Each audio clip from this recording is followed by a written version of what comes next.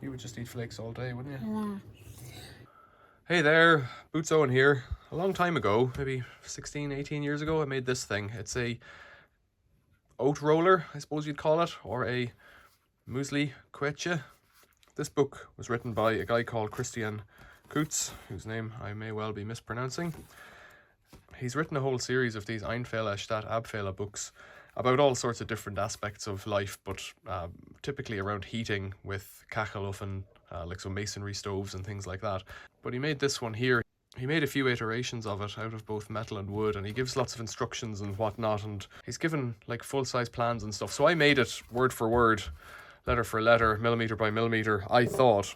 But then Google Translate got in the way 16 years later, and I found I might have a problem with the rollers. So let's have a look at how it works at the moment. So you have a hopper up on top. This should be screwed down. The idea is that it guides unrolled oats between the rollers and then into the bowl. But as you can see, the far away roller isn't gripping. The near roller is just spinning. It's not biting. The oats aren't going in. And so really it's just turning it into flour at the moment. It's not really doing anything. It's meant to make flaked oats, rolled oats, and it doesn't. The issue, I believe, is that there should be a relief on the central portion to allow a gap here. When the rollers are made out of solid steel, they don't work tight up against each other. So what I'm going to do today is dismantle it and then go onto the lathe and chop out a bit. It says 1/10 of a millimeter deep. I don't know if that's right or not. I've attempted to make a kind of a cog pattern around the edge here, but what happens is the flour tends to lubricate the rollers and they don't grip. So what I might do is skim it all to get it relatively flat in the lathe. Cut a relief about 5 million, 10 million, 10 mil probably, and then try and put a knurl on it. We'll see if that works. So let's strip it down. So if you do it even now, it won't grip it. It's a very fine line. It needs, I think with solid steel rollers, it just needs to be knurled. And there's commercial ones of these. There's very little information about these as a homemade affair online. There's quite a bit about these commercial versions, which are effectively exactly the same. So whether Kuhtz's model mimics the commercial ones or the commercial ones mimic his, I don't know. But I'm going to have to take off, I think, one set of legs to be able to pop this out, because it's all quite tight. Although, maybe not. I wonder, can I pop it out as is? Yeah, there we go. So I don't even need to unscrew it. It's pretty good, actually. So I've got to give a shout out here to Diecaster D on the Greens and Machines channel. That's Pete, who's made a lot of efforts making his own steel cut oats, I think, or oat rollers similar to this, but obviously not exactly the same. There we go. So I've done what I can to reduce friction by cutting reliefs in the back of the bearing surfaces there. That didn't work. Put Vaseline on it. Everything seems to be as good as it can be. Here you've got the blades that clean any oats off the back, and you can see that was just made from a oil can. I've got to give shouts out to Peter Fahy. A long time ago he cut these for me. Free grass and for nothing. I still owe him one, I guess. They're solid steel. That was the whole issue, I think, is the fact that they're solid steel. If you make them up out of timber with a steel sleeve on them, they're more flexible or something. Right, I'll give it a wipe down, clean up, and we'll bung it into the lathe and see if we can't work on the outside of the two rollers. They're really heavy. They must weigh a couple of kilos each.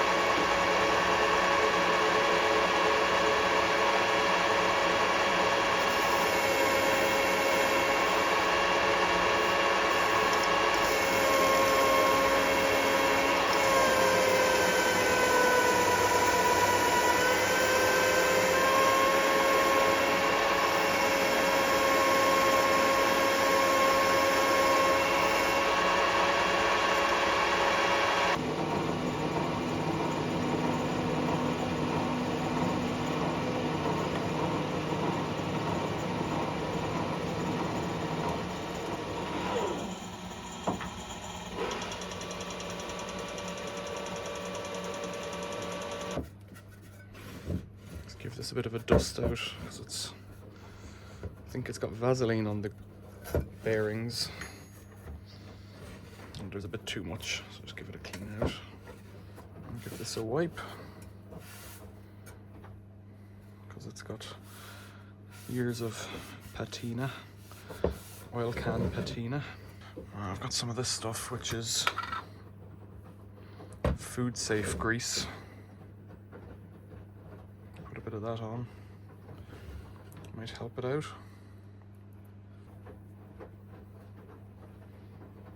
Might help it to roll a bit better. Give this cone a clean as well. I'm going to try this cone again. I wonder which way I would rather roll. I think it was here. Right, back together again. Now, the question is, will it mill? Let's just leave it shearing out like that for now. Now, how does it roll?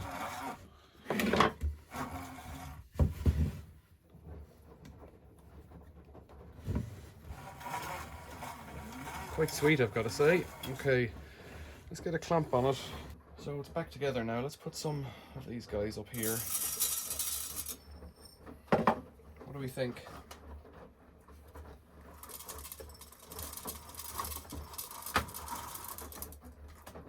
They are going through. Oh, didn't work. What's really going on?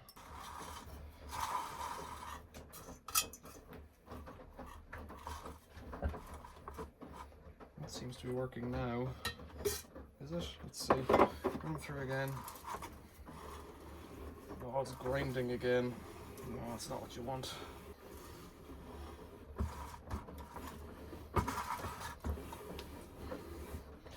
It's just grinding and making flour on one side and lubricating it. So just look here, it's just...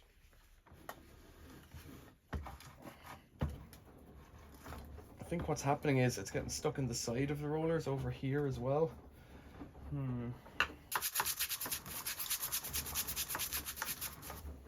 Try a little bit more. Tighten it up again.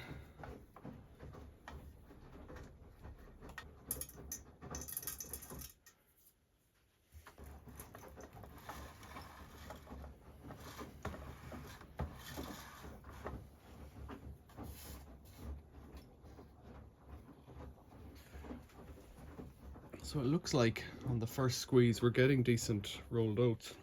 But in here in the cone there's too much space and the oats are falling out the side before they're rolled. Really it needs to be more concentrated to have just 1 or 2 oats at a time. So I need to work on this cone and either make an insert to go in it, maybe a plastic funnel. I don't want to use plastic and that's the whole point in using tin, but it's a lot faster.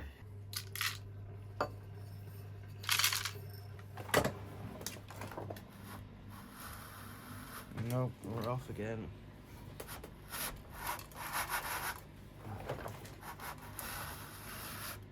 It's actually making good flakes, but they're pretty good, but for some reason they're getting stuck somewhere. And the knurl is filling up with bits. And when it does that, then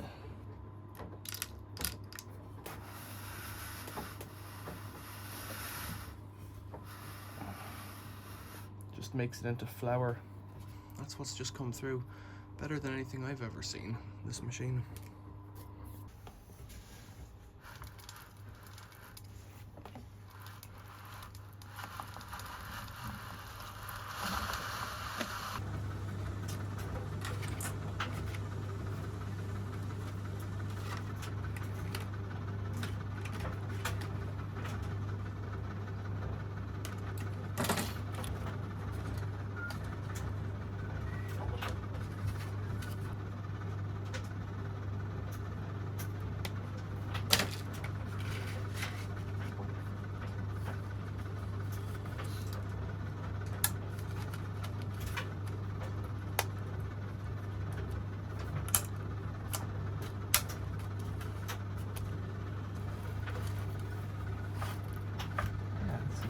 Now,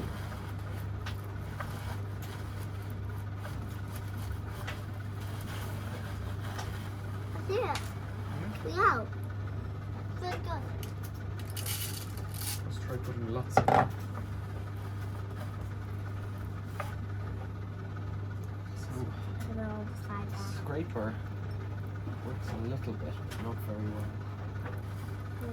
It's dripping a bit there. They are flocketing.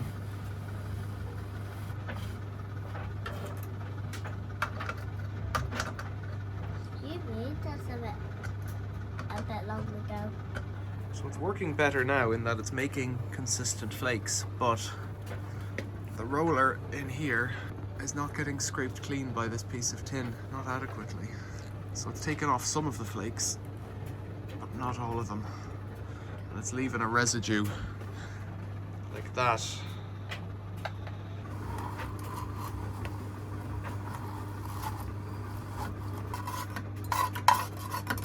Can I try a bit of that? Yeah.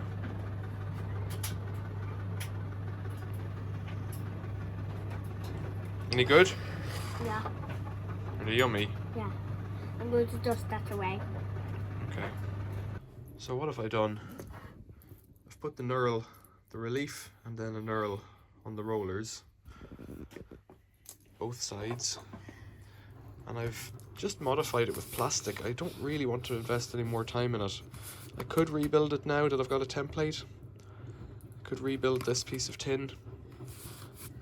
It's important to have the hole, I think, as small as possible down there. And the other thing I need to do, whether I'll do it or not is anyone's guess, is to modify that scraper. Maybe just take the rollers out and bend it up a little bit so that it scrapes better, because this one seems to work, but this one isn't working as well. I don't know. It does the job now though. These flakes look about right. They're a bit dusty. Maybe it's rolling them too thin. In fact, it's quite peeling them out. You would just eat flakes all day, wouldn't you? Yeah. They're really nice. This might make good porridge.